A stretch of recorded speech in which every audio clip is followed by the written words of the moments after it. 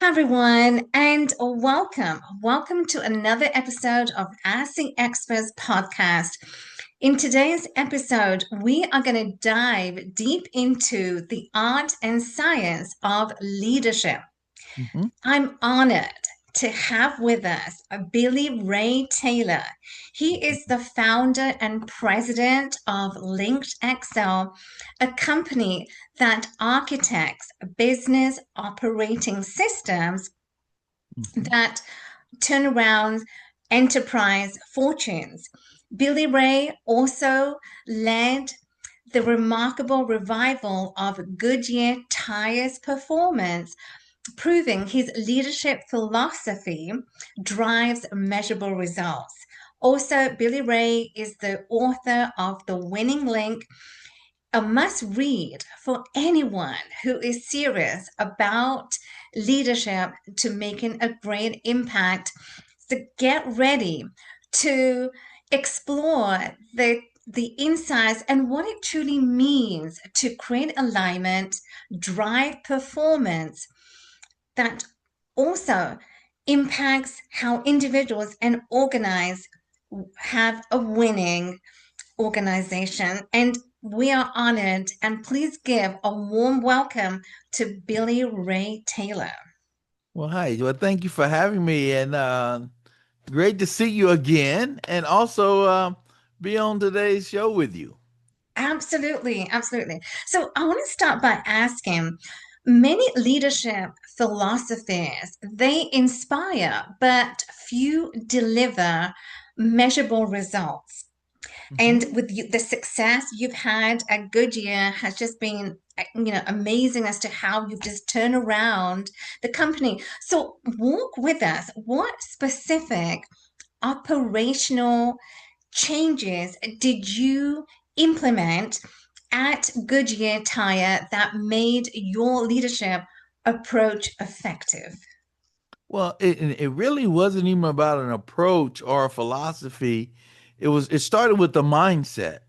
And so, right, when I walk into organizations, I look at things. First of all, when I build a team, let me start with building people around me, right? So I was a part of a culture shift at Goodyear. And basically, when I walk into an organization, I assess my team. But I look at three things.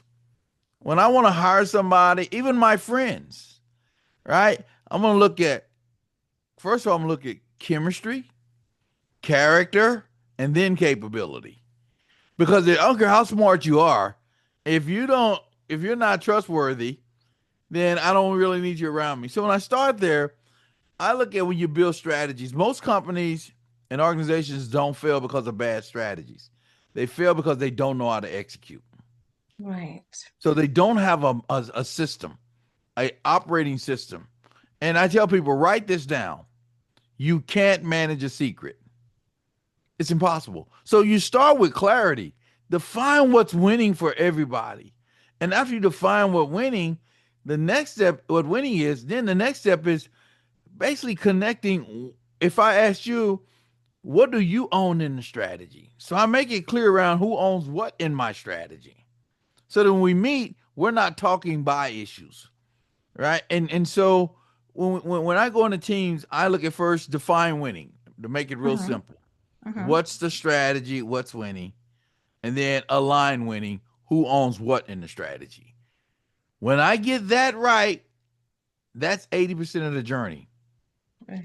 Then the other part is that engine, that daily touch point, that meeting touch point, that thing that relationships, leadership, and I say relationships. If you're in a relationship, what that person wants more than anything from you is to know their value. If you let them know their value and how they contribute, they'll give you more than you ever thought you could get from them. And so those are the key elements. It's two things when you're talking about the strategy, but then the second part is the execution. So my first thing I do is get the strategy right. The strategy. Exactly. And also when you also what comes to my mind when you're building a strategy, when you and implement a strategy and in the organization, it's also the culture. What is the Absolutely. culture, what does the culture look like? Because you can have Absolutely. a strategy, but if a culture is not in tune as a leader, then it doesn't work. Absolutely. But and you're exactly right when you say culture. And I recently got this from I was in a trip to South Africa with the chamber there. But when you're talking culture, think of an egg. Hmm. When the egg is cracked from the inside, life begins. Mm. But when the egg is cracked from the outside, life ends. Oh, Right? wow. We're Love gonna that. we're gonna we're gonna eat that egg for breakfast. Right? And so when you're building this culture, build it from within. Mm. Embrace the things about that culture. My mother said this, I'll never forget this profound advice she gave me once. And I was a young person and I was going on my first date. And I go in there and I call my dad into the kitchen and I says, "Hey dad, I need to know how to treat a woman. It's my first date. Should I open the door or what?" And then I hear this loud laugh in the background. It's my mother. So my dad and I look and we turn around and I said, "Mom, what are you laughing at?" She says, "I'm confused." I says, "About what?" She said, "Why are you asking him how to treat a woman instead of asking me? I'm a woman. I Fair can survive." point. Think about that in leadership. That's what I mean by cracking the egg from the inside. Listen to the people. See, you make people visible, they'll make you valuable. Love that. Absolutely. Exactly. And it comes down to the priority, exactly value, and everybody wants to feel valued. Absolutely. You know, Absolutely. Absolutely. I have young adults around me, my son, my daughter, and we have these candid conversations about life yeah, and business. right. But we talk about that personal value proposition, and when I talk business, I talk life, right? And when I say that, my son has told me once that one of the things that I when I'm alone and I cry thinking about you, or sometimes if he's at a funeral and he'll get real sad and he'll say that I'm thinking about you. And he goes, "Man, I couldn't imagine it." But what I realized, it wasn't the presents you bought me, it's your presence you showed me. Oh, I love that. That's Right. the essence of leadership. Hmm. That's the essence of culture. When leaders get out there and they look at those touch points, that's when people feel valued. If you're dating someone and if they tell you you look nice and they're sincere about it, they give you compliments. You go get your hair done, right? And if I started the podcast saying, "Alka, how are you doing today? You look very nice today." You would have took a step back and said, "Oh, right? Oh, hey Billy, that's a nice plaid suit. Wow, thank you." That's that essence of when people feel valued that people discount. In leadership, when you're talking change, whether it's large scale, small scale, no matter what, make people visible and they'll make you valuable. Exactly. I love that. So let's talk about talent because also when you're building a culture, you're implementing the business operating systems. Mhm. Let's talk about the talent. How, as a leader, you've led Goodyear Tire, as we all know, to great success. What is the criteria that you look for when you're hiring individuals, that talent that you want in your organization? So that I don't just want the talent. Mhm. I don't want talent alone is a commodity. Everybody has talent. Okay. When I pay for it, everybody's gonna get the top talent. The best sports teams, they all have good talent. What separates that talent is that commitment to the standard, Right. that committed to the process, that commitment, right? So what you want to hire when I'm building a team, when I said I want character first, Mm. and then I want to be able to have the chemistry to work with you on my team, and then I want you to be able to capable to deliver what I want. Now, what I tell people again, write this down. When you have great talent, now you have to be hard on the process so you can be easy on the talent. So you have to basically set these standards. And let me clarify this answer in a different way. When I have top talent, Now I have to put in standards, standard work. How are we going to work consistently so that we can repeat consistent results? If I let the talent go out on its own and freelance, I'm going to get everything from everybody. But Mm-hmm. when I put a standard in place, and let me say this to leaders, a standard isn't what you write down, it's not what you put in some poster, it's what you walk by and say nothing. That becomes your standard. And if you have children, if you say the curfew is at 10 o'clock and your child shows up at 12 a.m. and you say nothing, the new standard is 12 a.m. because it's what Mm. you allow. And so when I got top talent, I have to put standards around it, right? I have to put governance around that top talent. See, governance is another thing that's missing with execution. You must have a touch point, whether it's daily, weekly, or monthly. And the lower you go in the organization, it has to be more frequent because that's where change happens the most frequent. Right. I read a book once. Somebody, a friend of mine, gave me this book. It's called Talent is Not Enough. That's right. And I absolutely agree. Talent is not enough. There's just so much more. When you apply for a job, there's just so much more than just talent. Absolutely. So is your Absolutely. character absolutely, can you work with that individual in nine to Absolutely. five, or can you Absolutely. work with them? Yeah. And can I trust you? Yes. Yeah, that's huge, Hmm. right? What's the foundation of any relationship? Trust. It's the foundation of winning, the foundations of champions, the moguls. It's the foundation of Amazon. We trust that when we order an Amazon product, it's going to get to our door when it says it's going to get there. And 90+% of the time, it's there. I trust Amazon, right? I trust if I'm going to buy a car, I trust the name of that B. I trust Ford. I trust Mercedes. That's why I keep buying them. And Right. so, yeah, that's that. And so when I go into companies, one of the key questions, and this has been an African American, and I got an assignment in the deep South. And at that point in time in my career, there weren't any leaders in this plant that looked like me. And I got put in the plant, and I'm running the whole organization.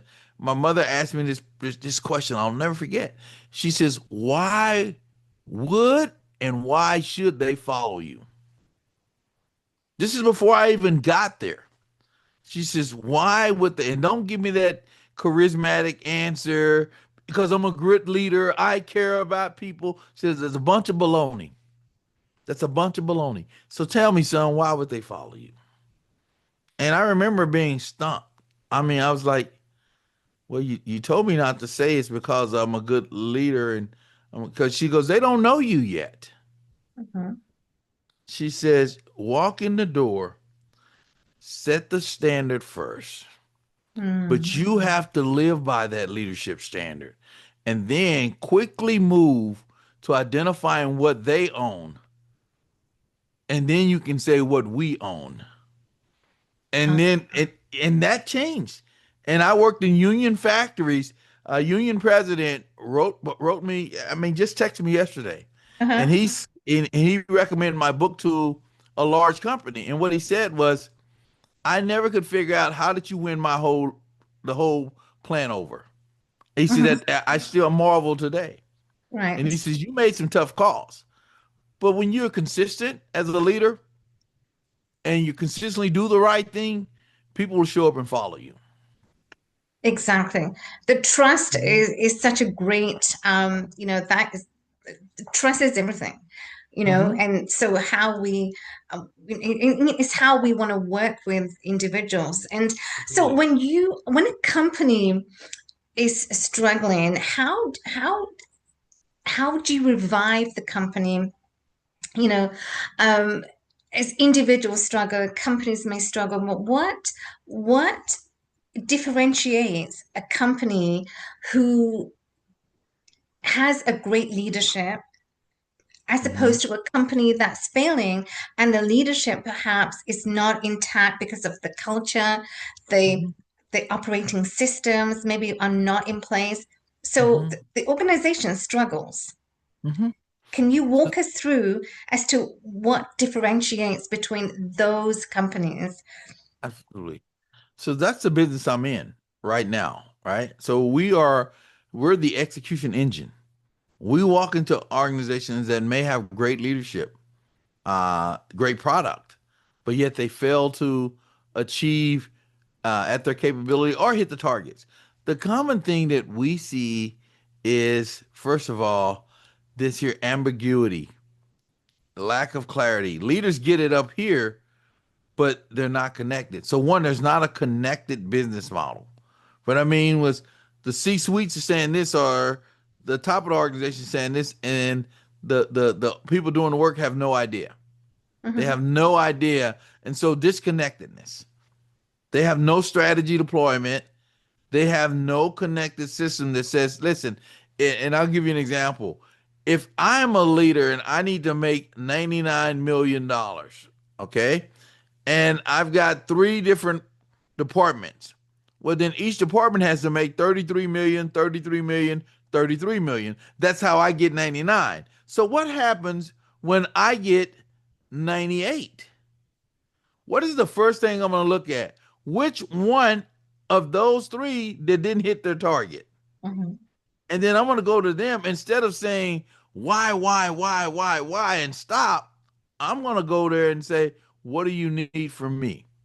So now, if I told you we're going to do the impossible, and then I stop and say, what do you need from me to do the impossible? You start to think differently. But more importantly, one of the things that I just did to you, even on this podcast, I was very clear on what the strategy was. What was it? 99 million. Then I broke that strategy down to who owns what. Each one of you own 33. And so I'm very clear around it. And then I built this scoreboard to this business game that says, if we lost, I know why we lost and I know where we're winning.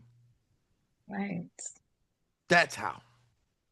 And Exactly. everywhere we go, every organization I went into, I built what's called a center of excellence. It's a room where the scoreboard is and it's broken down on who owns what. And I use red or green, month to date, year to date. Now, here's what I never use yellow. Never yellow. Yellow is like cheating. If you tell somebody, I want you to be faithful, it's either red or green, right? It's not. And so yellow is you're allowing them to cheat. It's red or green. And so I take yellow out of my vocabulary when it comes to performance, and then I build a center of excellence where you walk in and you feel it. You Hmm. feel the win, you feel Hmm. the loss. That's the difference.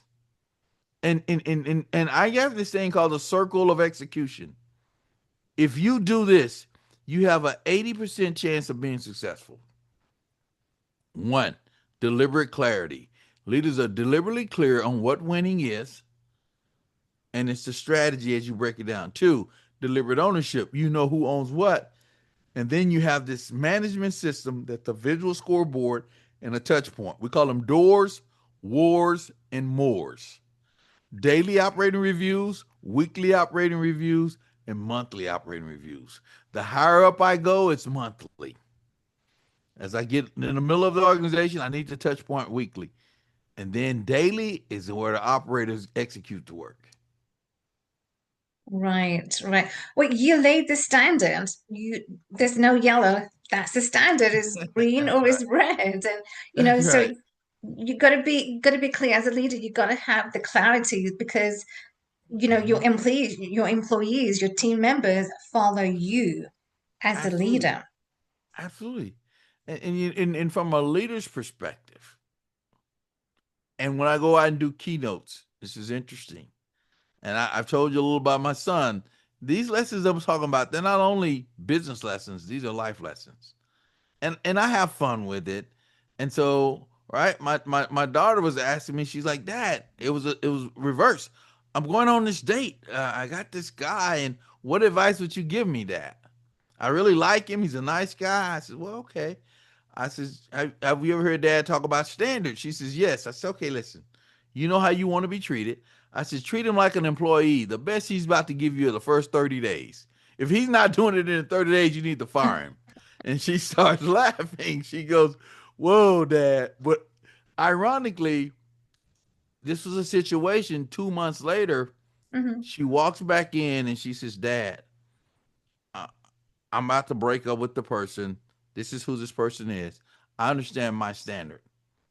I can't change him. I can't make him happy either. He has to make himself happy. But here's the standard. And she's never looked back. He kept calling back, calling back. She never went back. And she says, the standard is the standard. Mm. And so in life, I mean, again, standards are not in stone. Now, I didn't say that where they can't be changed. But I will ask you this: when you're starting out a company, you have to earn the right to change the standard. Because if you draw your standard in sand versus drawing your sand your standard in concrete, see you doing the sand, it can wash away. That means it changes every day. Right. When I want to do some work to change that standard. And we can change it. And so when Billy Taylor goes into places, it's consistent. I'm that way on however you're going to treat me. I've never yelled. I never curse. When I run meetings, I don't do that. Very respectful, but I have a standard. Mhm. Absolutely, absolutely, and we're honored to have you on the podcast today, Mr. Taylor, because the standard that you have, and the success that you've had. So we're just so truly honored to have you. So let's talk about for the listeners who are committed into leadership. Mm-hmm. What are the actionable habits would you suggest that they improve their leadership achievements? What would you say are the actionable habits that they need to cultivate to getting into the leadership role? Well, what you have to, when I say that, as yourself, let's start with how do you show up? Mhm. I want to start there. And it's not just on how you dress, right? Because let me tell you something. Again, this is real life. This is real business talk. I don't have time to sell theory and I'm not trying to sell books. So when you ask me to be on a podcast, you're going to get it real, the truth. And so for me is how do you show up? What mentality do you show up with? When I say that, I don't focus on the glass ceiling.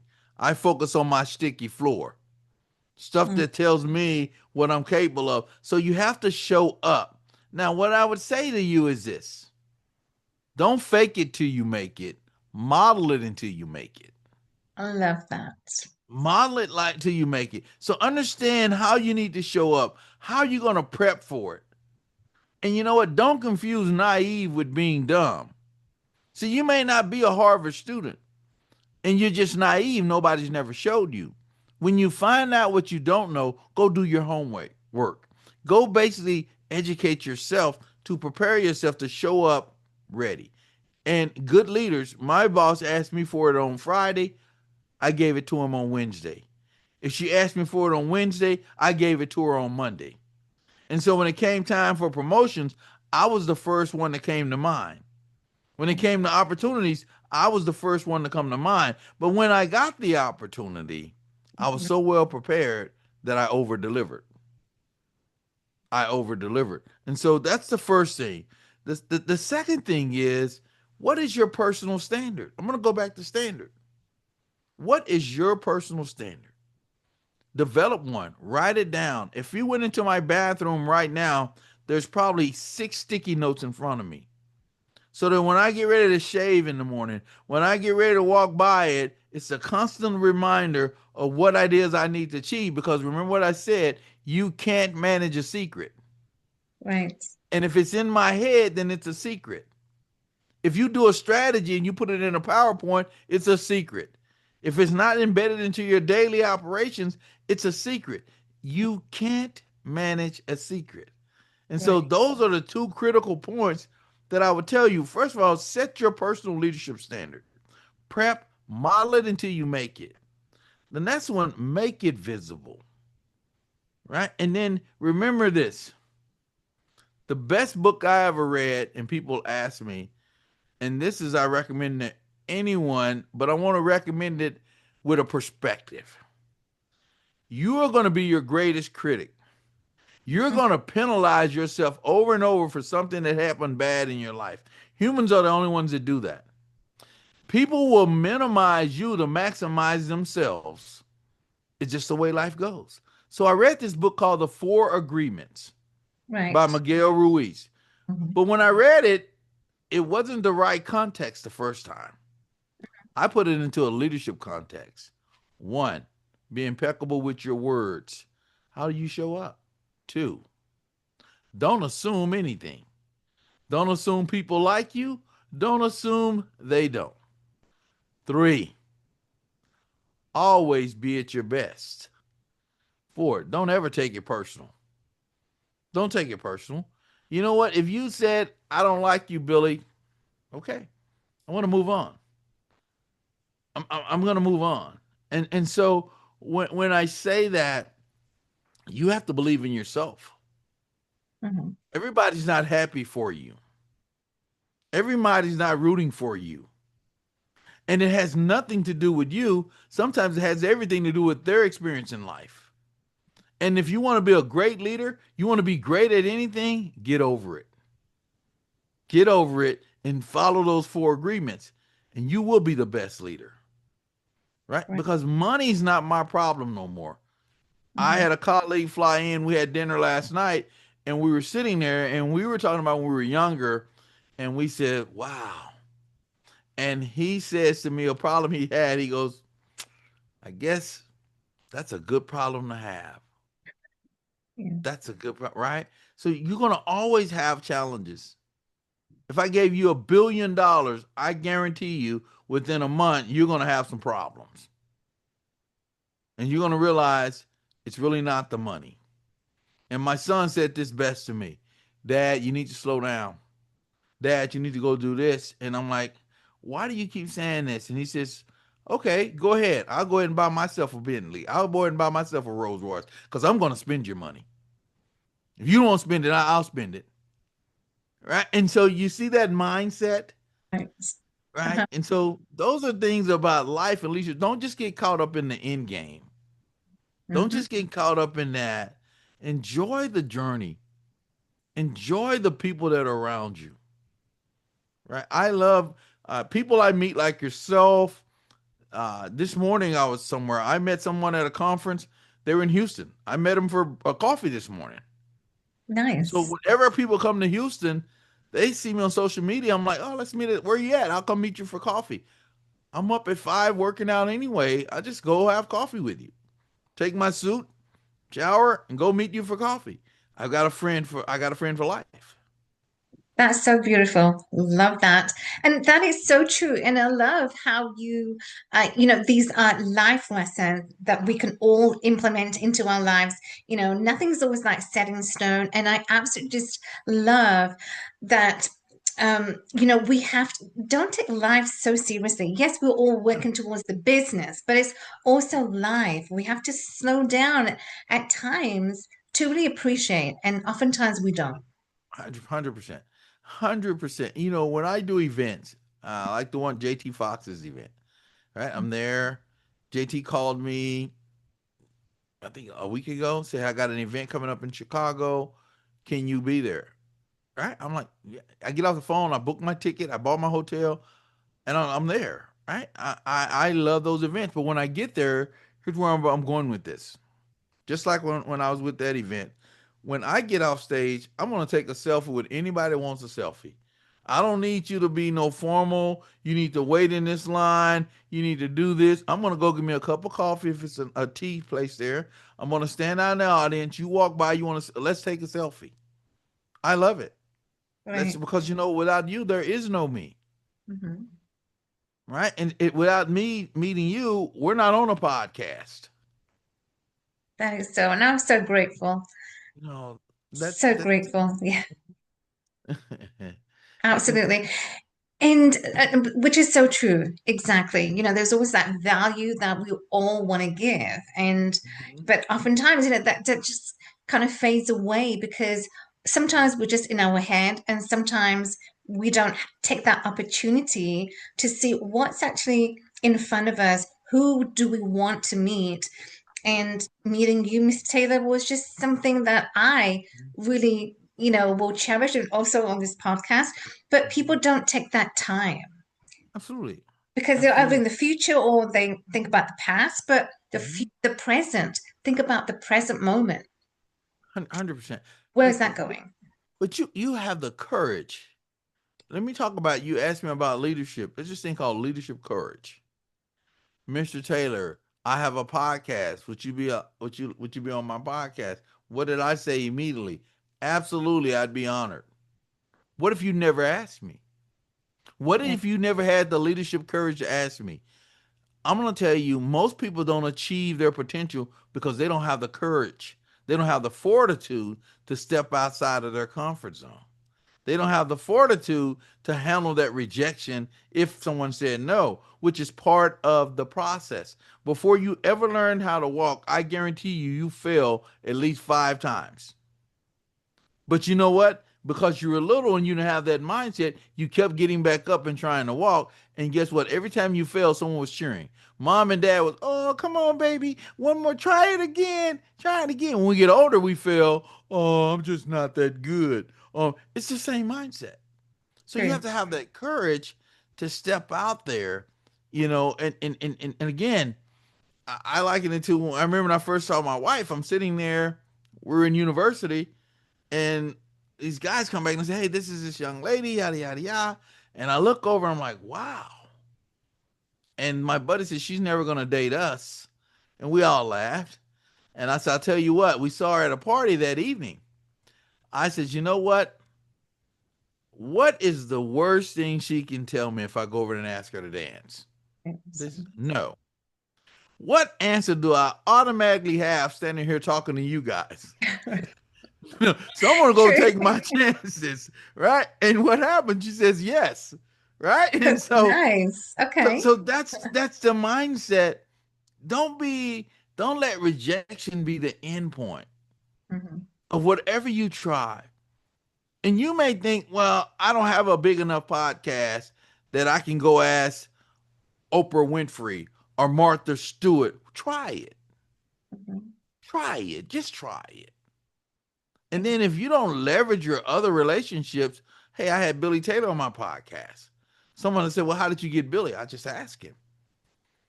And he said, yes. Yeah. I Right. sent him my calendar. His people took my calendar note and booked him, and he was there. Right. And so just ask. Hmm. But Exactly. ask. Yeah. It's how you ask.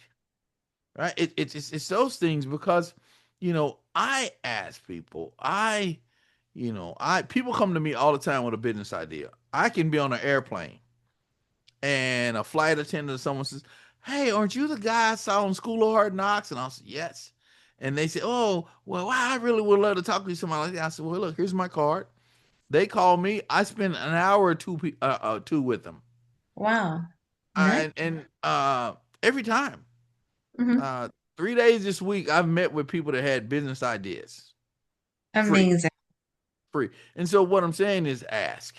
If I don't have time, I'll say, hey, listen, I got a very busy week. If you can wait 2 weeks, but I promise you I'll get back with you. Right. And so, but you just have to ask. You just have to Abs ask. Absolutely, 100%. Mhm. Yeah, take that courage, take that leap of faith, to, Absolutely. whatever the case may be for you, but just uh, take the courage Absolutely. to ask. But my and I'm not going to do it to you, but normally I do this to make people's shows very interesting, especially if they're people I've been around or they know me, they know it's coming. But I'll say, you know what? Do you really know your value? Do you really embrace your value? Because if you don't, it's going to be hard to scale you. And this was yesterday. A person said something to me, and they says, "Billy, that's such a generic term." They said to me, It's such a Uh-huh. generic term. I said, really? Uh-huh. They said, yes. I said, all right. Let me see. I said, coffee cup here. So I took my coffee mug. I had it here. I said, okay, I'm about to sell you some coffee. They says, okay. I said, so imagine me, I'm selling you this coffee. Let's just picture this is a coffee cup. I got a small cup, it's $7 for coffee. I Uh-huh. got a medium cup, it's 12 ounces. This is 14 ounces, it's $7.50. $7, $7.50. And this cup is twice the size here, and it's only 50 cents more. So I've Okay. got the small cup for 7. This is for 7.50, and it's twice the size. Right. Mhm. So I'm gonna give you twice the size for 50 cents more. From $7 to 7.50. Which cup of coffee you want? Wait a minute, before you answer me, would you like sugar or cream with your coffee? That's included. And guess what? I'm gonna every time you buy 5 cups, I'm gonna give you 1 cup free. Mhm. So do you want the small or the large for 50 cents more? Which one do you want? Okay, The for the large. large. The large. Absolutely. Yes. Absolutely. I, all the time. Everybody says no, large. And then I pause and then I say to you, I got you. You say, what Oh. do you mean? I'm not paying $7 for a cup of coffee. I'm not, you done forgot all about the $7. You're thinking about the value of double the Yes. coffee. Okay. Yeah, you never thought about that. It wasn't never about the price anymore. Right. It was Hmm. all about the value. And so and how did I make sure you got the value? If you buy 5 cups, how many cups do I give you? One. One. Do you want sugar and cream with yours? I just made the value even better. And you think that $7.50 is a great price. Yes. So when you show, you follow what I'm saying. Yes. So when I go to places, sometimes I take speaking engagements with no fee. I'm just going to show up and I'll buy my own plane ticket. I'll pay for my own hotel. So I'm not short sighted enough to think price. I'm going to think value. Value. There's going to be 1,000 people there. They're going to see Billy Taylor at his best. And you know what? There's somebody there willing to spend 20, 30,000. So Absolutely. I don't want 100% of a penny. I want 80% of a million. I love that. Absolutely. Value. The Yeah. value, you know what? 100%. It's not always the Yeah. price, but it's you got to weigh the value Absolutely. and the price of Absolutely. weigh that. How much is it going to Absolutely. cost you? Absolutely. Absolutely. And know your value. No, Hmm. you know what I did know is no matter what size coffee I sell you, it only costs me $1.05 to make it.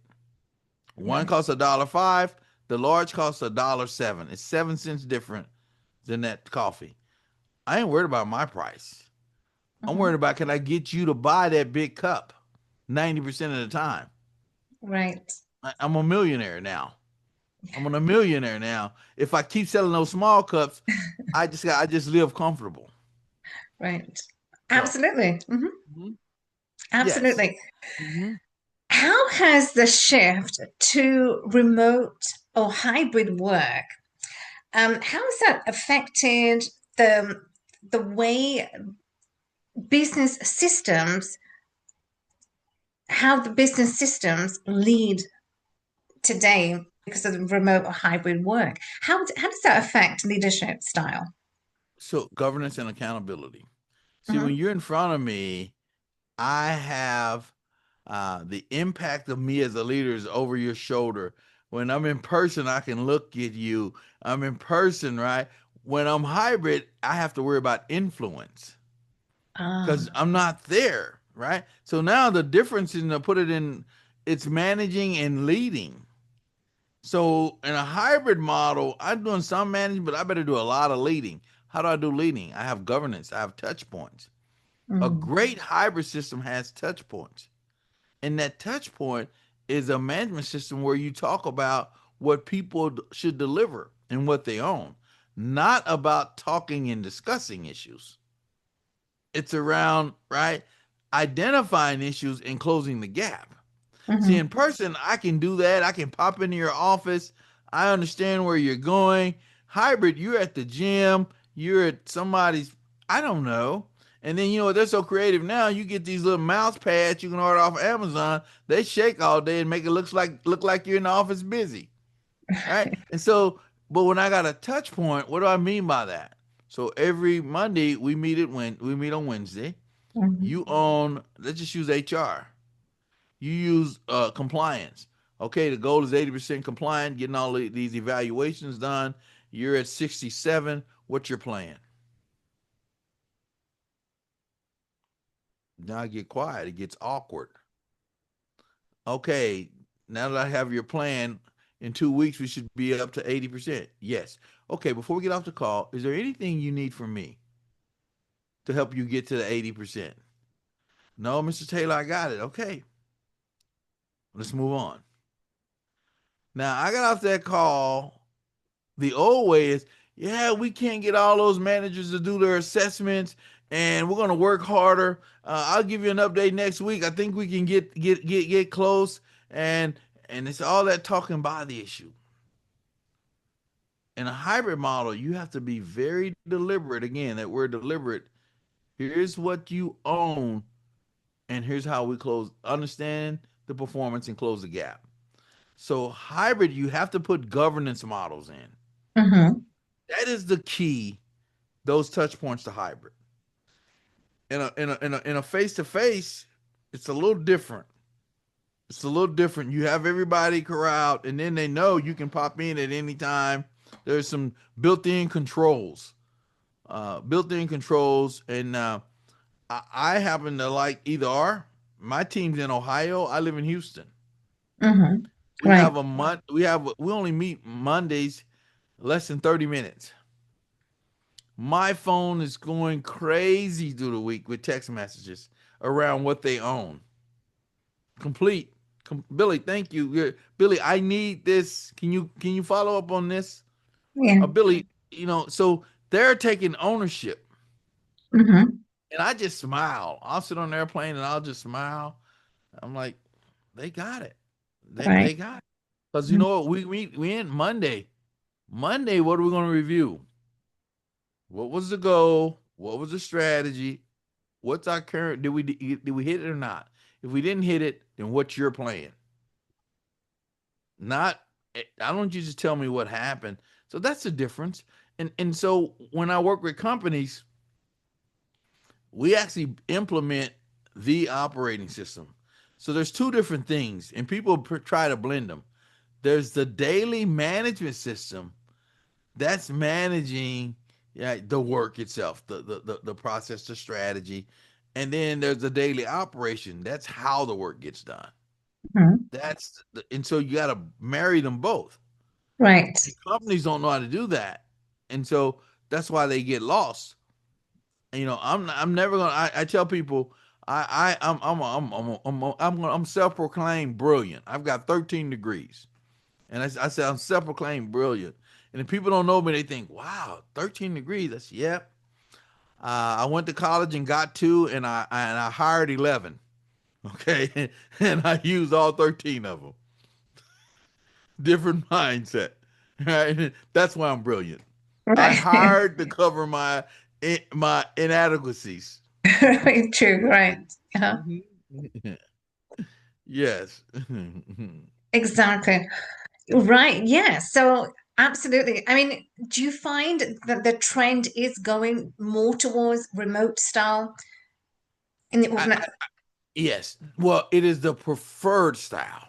preferred style? But what Okay. I'm seeing companies now, it's preferred style of the people working in the company, Hmm. right? It gives a better work-life balance to the people, right?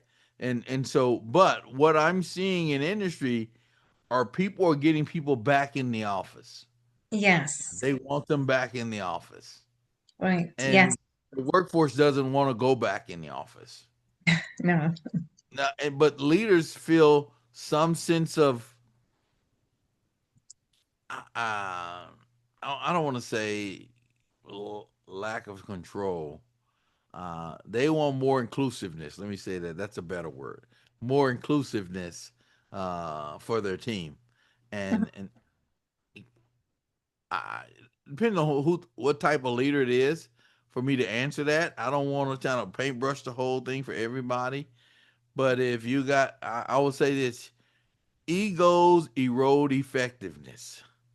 When Wow. ego's at the forefront, you better be careful. So if people bringing people back in the office to satisfy that control piece of it, you're doing it for the wrong reason. But Right. if you're having problems scaling, you're misaligned, you don't have a good governance model, I mean a daily management model, then bring them back in the office. And that's how you fix it. But if you're doing that so somebody can say, I'm king of the hill, and this person says, I was a king of the army, now I'm an army with two soldiers because no one's in the office, then that's the wrong reason. Wrong reason. Perfect. Can you Mhm. share examples of failed leadership and how has that, what lessons can we learn and how have they pivoted? Absolutely. Or how have you seen that they've pivoted? Let's just talk. Billy had, I've had a lot of successes, but I've had equally amount of failures. And what I mean by that, lesson for you, for any leader, don't do change to the people, do it with the people. All right. And so when I walked in and I says, here's what we're gonna do, and this is what we're gonna do, and this is, they looked at me and it was malicious obedience. Sure, we'll do it. Absolutely, Billy, we're aligned. Right. And so I really learn and I coach leaders and CEOs and frontline supervisors. What is doing change with you? What Hmm. that means is I lay out what the expectations are, and then I help you build a strategy around how we'll achieve those expectations. Now, I may lead you to say, these are the five things I think are critically important. Can you validate that? And then they'll come back and say, well, three of those four are right. That last one's not that important. And I may say, yeah, you're right. So you think we should do these three and then add these two? Okay, I'm in. Do we all agree? Hey, before I implement this, we got three shifts. I want to bring the second shift in here and review that with them, and the third shift and get their feedback. And everybody says, well, consensus, we like it. When Billy Taylor takes it back out, it was my plan from a high level from the beginning, but they think now it's their plan. Right. So that makes it our plan. Mm-hmm. They got what they wanted. I got what I wanted. Well, and then what we end up with is what we needed. Right. And so do change with your team. Don't do it to your team. That's critical when you're talking not only transforming organizations, but building organizations. And then the second piece of it, what I'll tell you from a leadership perspective, when I go into turnaround assignments, right? How do I create evangelists? Right. How do I get people on that same accord to basically we're preaching the same thing, and it's not a common language; it's a common meaning. Mm-hmm. Because if I'm sitting in my office, my boss calls me, he wants to hear about EBIT, earnings before interest, right, and taxes. So he's talking EBITDA, okay, depreciation. We got all those things. My tire builder, when I was at Goodyear, or that operator, that makes no sense to them. Percent scrap, that makes no sense to them. What it means to them? Listen, you're gonna make 1,000 tires or 1,000 widgets. You can't scrap no more than 100. Mm-hmm. That's a disaster. And if you scrap more than 10, we got a problem. Well, I'm saying the same thing Right. a different way. So if Mm-hmm. I go to, just think about it, if I get off the airplane in Brazil, they say, hola. All right. Hola. Hola. What does that mean? Hello. I get off the plane in New York, they say, hi. Hello. How are you doing? I get off the plane in Texas, where I'm from, cowboy hats, right? Howdy. Howdy. They all mean the same thing. Right. Yeah. They all mean the same thing. Mm-hmm. So don't get so technical, right?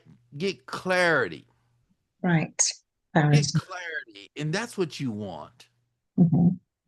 And listen, People forget about it. And I've coached several uh, leaders from different demographics. But the fondest memory I had was a female who's now one of the top female CEOs in the United States. And I remember when we were in this situation, unconsciously, this group of men didn't want to let her in. And she was brilliant. She was carrying the whole team. But they kept saying, and she was going to quit. The bias. And she says to me, how do you do it? I'm like, what do you mean? They all respect you. When you say something, they hang on every word. And when I say something, oh, it's met with this sarcasm. It's met with that. I said, so how are you putting you and me in the same category? And she smiled and she goes, you got me. I said, oh, so you assume we're both minorities, so they're not listening to my artists. I said, you assume. I said, no, I don't get it. I said, they buy into what you're saying. But in some cases, everybody in the world has unconscious biases. It's how you deal with those differences, right? If I get on an airplane, if I told you the pilot stuck their head out of the door, you're going to assume the pilot is a man. If I say to you the flight attendant brought me a drink, you're going to assume your bias is that it was a female. Right. Okay. Those are just those things. If it's a couple sitting next to me, I said I made a nice couple sitting next to me, you're going to assume in your bias that it's a man and a female. Right? And I tell this joke in basketball. Hey, I went to a basketball game, came down to the wire, man. They threw it up. The guy caught the ball and dunked it at the last minute. Who was that guy? That was a black guy. I don't care what you said. That wasn't no white guy. White guys can't jump. Right? My bias. Now, let's rewind that. If it's a white guy, I'm okay with it. Hmm. It's not a problem. It's just what I've seen a lot. Don't make Yes. it right or wrong. If a male flight attendant, I'm gonna be just as fun. I'm gonna like, hey, get my drink. I'm not gonna even think twice about it. And if the female pilot comes out of there, I'm not gonna say, oh Lord, we're gonna crash. Right? I'm not gonna say that. I'm gonna say, great, and not think nothing about it. So what I mean by that is accepting differences, Hmm. embracing people who they are, and you have to put together your best self. Remember, I said it's how you show up. So this is a true story. We walk back in the room. I don't know this lady. I literally don't know her. I probably second time I met her because we meet every quarter, and I tell the guys that's in the room how she feels and how she feels, and one of the guys says, I can't believe she feels that way. There's no reason. I'm offended. And I just thought, wow, you really don't get it. You really don't get around changing cultures and meeting people where they're at. She just wants to be heard. Hmm. So what we did was I said, hey, when we go back in there, I want to play a trick on her. She says, well, I said, just trust me. I said, when we walk back in the room, I want you to sit right next to me. She says, okay. And I says, then I want you to feed me a grape. Just feed me one grape. She said, what? I said, I want you to sit next to me and put the grape in my mouth. So we go in the room, we sit down. She sits next to me, and she puts the grape in my mouth, and I start chewing, and I look at the grapes. Everyone in the room's looking at us like, "What the heck is going on? What's going on with the sheep?" And I look around. I'm like, "What's the problem? Oh, her feeding me grapes? Is that a problem? Oh, so the impression that I'm giving you is something's inappropriate going on.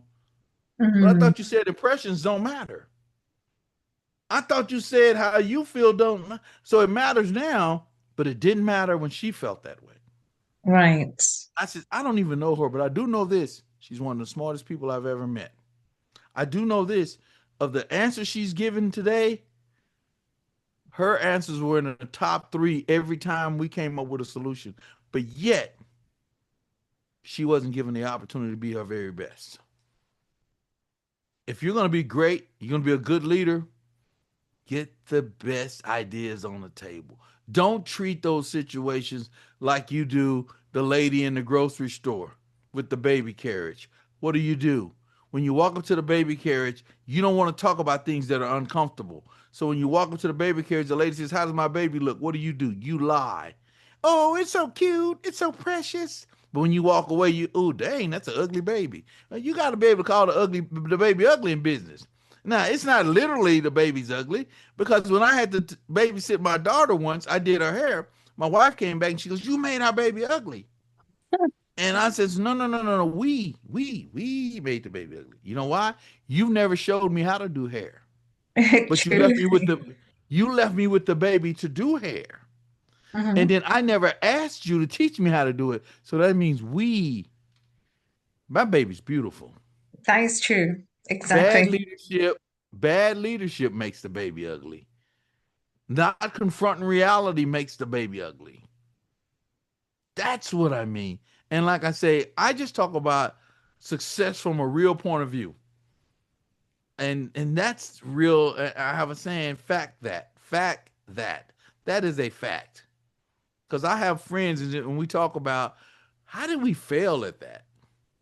And let's be honest about it. And we talk about our failures more so than we talk about our successes. Right. Hmm. Exactly. And JD Fox, my mentor, talks about you gotta learn, we learn from our failures, not from our Absolutely. successes. Because Absolutely. yes, absolutely, it's JT's failures. a great guy, right? And it's funny how you won't believe how I met JT. Remember, I said, always be prepared Yes. to show up at your very best. I really didn't know JT. JT's team, Dennis, reached out to me to be on his podcast. I'm doing his podcast, and just like you and I having a conversation, he says, "Billy, I like this here. I'm gonna be in LA in 2 weeks. I'd love to have you come out." Nice. Uh-huh. The next day, I called him and said, "JT, I have my plane ticket. Let me know where it is. I booked my hotel. Let me know when to be there." Hmm. I found out I had a meeting. I rearranged my schedule, flew into LA. I do that event. I Amazing. didn't know JT really before that. We had a connection and we've been friends ever since. All right. But I was Beautiful. ready. Yeah. And he's phenomenal. He is. He is phenomenal. Absolutely. Hmm. I love JT. I love him. Hmm. Yeah, Yeah. he's got a heart of gold. Absolutely, just a wonderful, just a one. Well, He's got a love his soul. Beautiful. well Yeah. y'all, and I'd say this, you're his family. Yes. And in the truest sense of I'm serious, in the truest sense of, and I've watched it, so this is not me asking for someone's opinion. I just watched him, how he cultivates with you, all Hmm. of you, everyone in the family. When I say cultivates, how he mixes with you, how he interacts with you, how he's so openly with you. And you know what? Everybody that speaks at this event, you're gonna get your opportunity to get a picture. If it's Chris Kardashian, I don't care who it is, he's gonna make it to the point where you get a touch point. Right. Hmm. So go ahead. Anything else? Exactly. That's what we love about JT.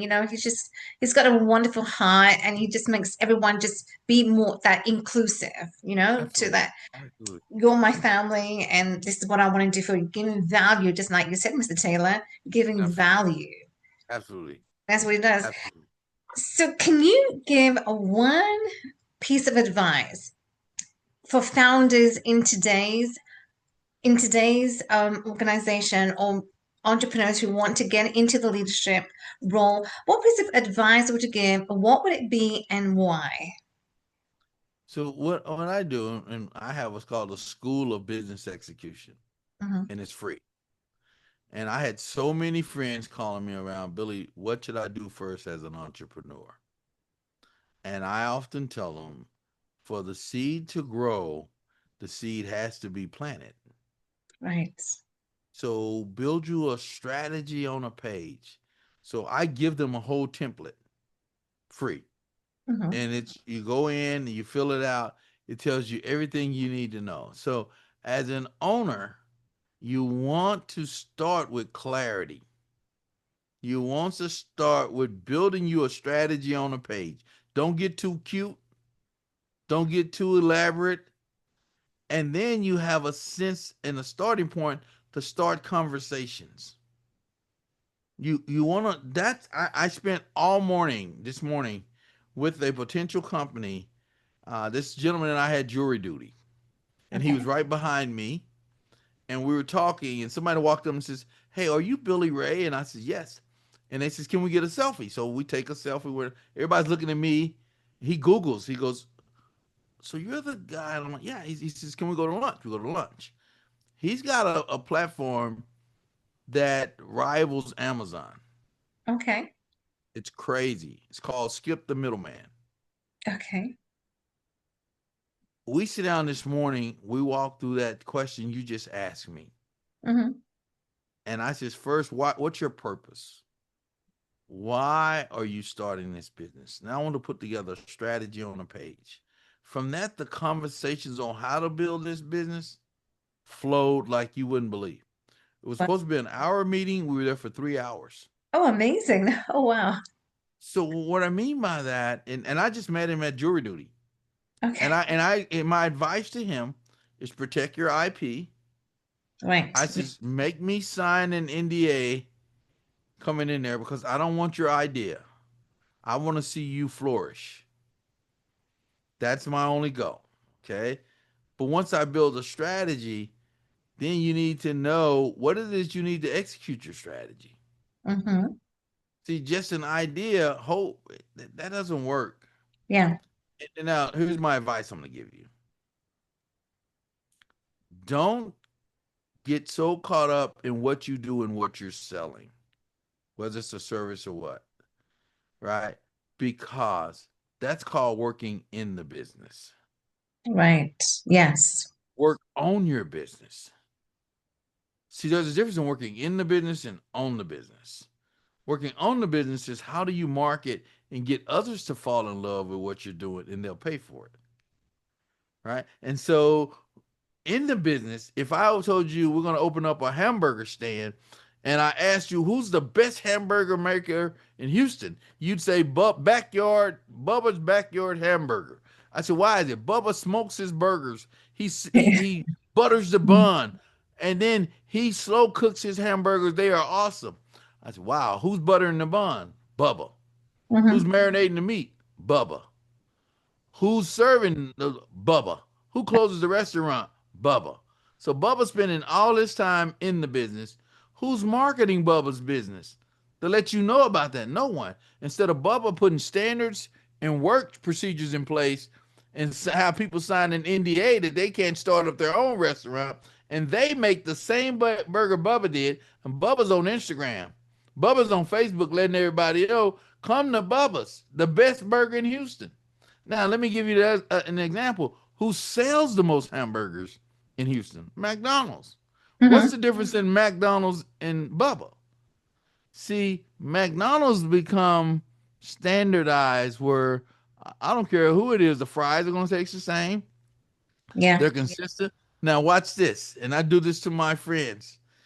And I said, let me break down working in the business and on the business. When I was growing up, McDonald's had this famous song, and I'm gonna sing this song, and I tell my friends, I bet you can help me finish it. Two all beef patties, special sauce, lettuce, cheese, pickles, onions on a sesame seed bun. They used to say that to all the kids. So me and my buddies would be on the bus stop, we'd be in class. Two all beef patties, special sauce, lettuce, cheese, pickles, onions on a sesame seed bun. We're singing McDonald's theme. When mom said, "What do you want to go eat?" What do we all say? McDonald's. Right. Yeah. We want the Happy Meal. We want right. What do you get at McDonald's? Two all beef patty, special sauce, lettuce, cheese, pickles, onions, right? Right. And now think about the cook that's making that hamburger. They just put the standard procedure in place. What better be on every burger that person makes? Two all beef patty, special sauce, lettuce, cheese, pickles on. So see Right. what just happened, and so Uh-huh. therefore a million people was selling McDonald's that didn't work for McDonald's. Right. McDonald's didn't fall in love with selling McDonald's. They made you fall in love with it, and now you're willing to Right. pay for it. So don't get caught up working in your business as an entrepreneur. Make sure you blend working on your business. On the business. Exactly. And that is such a great point because entrepreneurs, when you're starting a business, that's what they that's what they think about. Oh, I got to grind, I got to hustle, I'm building my business, and this is what they want to do.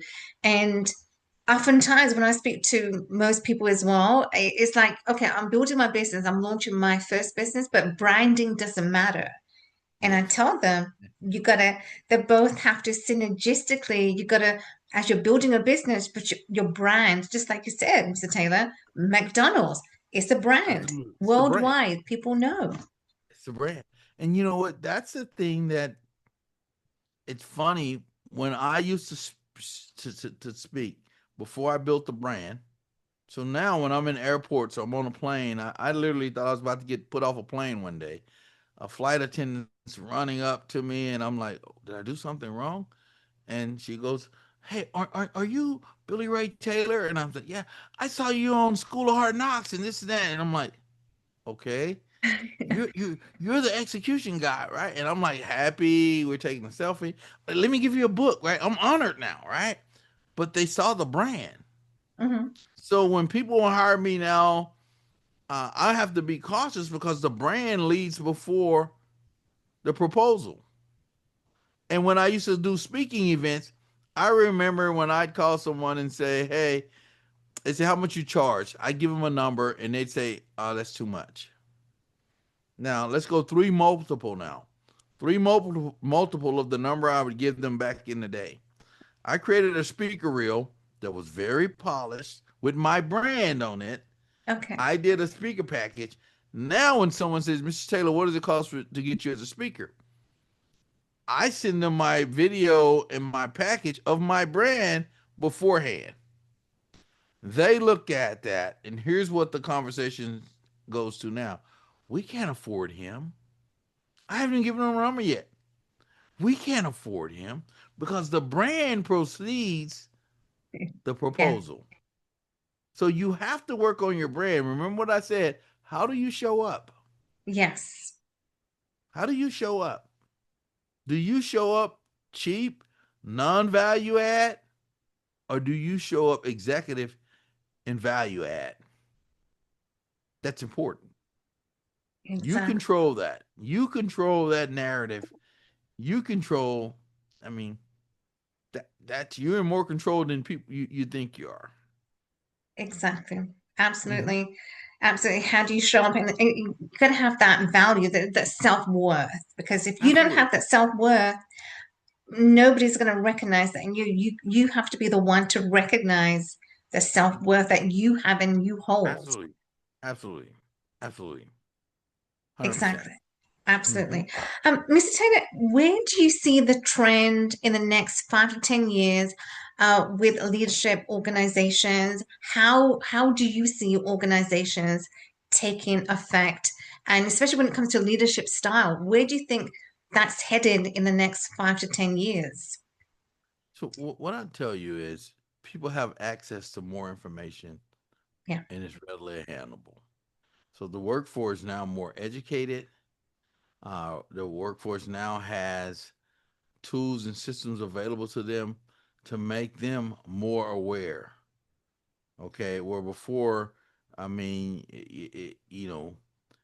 Google, you still had to go do certain things. When you're talking about I can get answers faster. So you're dealing with a more educated workforce, Mhm. okay, just by proxy alone, right, and what they can get a hold to. Uh, Leadership is leadership, right? You have to build boundaries and standards around how do you govern that. You don't change all that stuff. People think, feel, and do. That's just from the essence of life. People think, feel, and do. Mhm. You help guide the way they think, feel, and do. And you do that through standards. You do that through standards, right? If you're on the internet and you have internet, I say to you, don't look at something inappropriate on the internet, and I'll provide internet service to you. Internet's not bad. It's how you use it is bad. Use them. Yes. So AI is not bad. Put governance around it. Put governance around it. Right? Do not put information on our company out there that's accessible that people can right? It jeopardizes us from a cybersecurity perspective. And so where I'm going with it is AI is just it's here to stay. Hmm. It's not going anywhere. It's made me smarter. It's made Billy Taylor smarter. What makes me think it's not going to make my workforce smarter? Right. Yeah. So what I did was when it made me smarter, how do I make my company smarter? Hmm. Remember those 13 degrees? Excuse me. I earned two. I hired 11. I didn't hire the 11 to sit still. I gave them systems, but I govern those with standards. Hmm. Right. Therefore, I can expedite faster, right? Like my son would say to me, "Hey, Dad, the knowledge you have, I think is still relevant. It's how you deliver it. It's what's irrelevant." Hmm. And he'd say to me, "Dad, don't come to me talking about operational excellence on an 8-track tape or a cassette tape. Dad, we don't listen to that. You got to stream it. If you learn how to stream it, I'll learn it. It's the same information." True. Yes. So so Hmm. as you're moving to this new evolution of life, right? Before they didn't have TVs, they only had radios. Hmm. Then when they got radios, then they went to TVs. And then you didn't have cable, then you had cable. Now you have the evolution of life is going to keep going. But through all those cycles, here's the constant. People think, feel, and do. That's Hmm. it. So if you want to move forward, embrace that fact, embrace change, embrace change, and put standards and governance models around it so that it's not abused and it's used in the right way. And then you'll get better. The ship will rise, the water will rise, the ship will rise. Absolutely. That is so powerful, Mr. Taylor. Every time I just hear you speak and, the analogies and the metaphors, it just so powerful.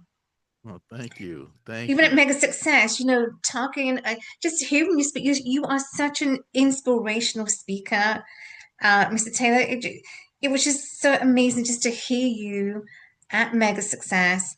Thank And, you. but thank you for sharing the light. Thank you for sharing your knowledge, your wisdom. And, this is not just about, you've been a very successful leader, turning around companies, organizations. So you've Mhm. led a very successful journey in your career, but you also implement these are life experiences, not just business, but together with business and life is how you show individuals to cultivate them both together. That makes it so Absolutely. Thank you. beautiful. Thank you. Thank you very much. And I love what I do. I Yes. do. I love it. It's what I'm passionate about, right? It's my purpose. It's my thing. When I say my thing, it's that thing that's inside of me that says life's worth living. Hmm. It's that thing, right? And it's not. And one of the things that I share with people, businesses, entrepreneurs, don't just get caught up in the KPIs, the key Yes. performance indicators. Focus on the KPAs, the key performance actions. All right. See, if you Action. stand on the scale, Mhm. that's the KPI. It's too late. You got to stand on the KPAs. That means that you work out, that you walk 2 miles a day, that you eat 2,000 calories or less. If you do these things, the weight will take care of itself. So focus on the KPAs, not so much as the KPIs. The KPIs confirm if your actions are working or not. That's all they're there for. Wow. Wow. It's powerful. Love that. Mr. Taylor, I want to also respect your time, but this has been such a powerful conversation.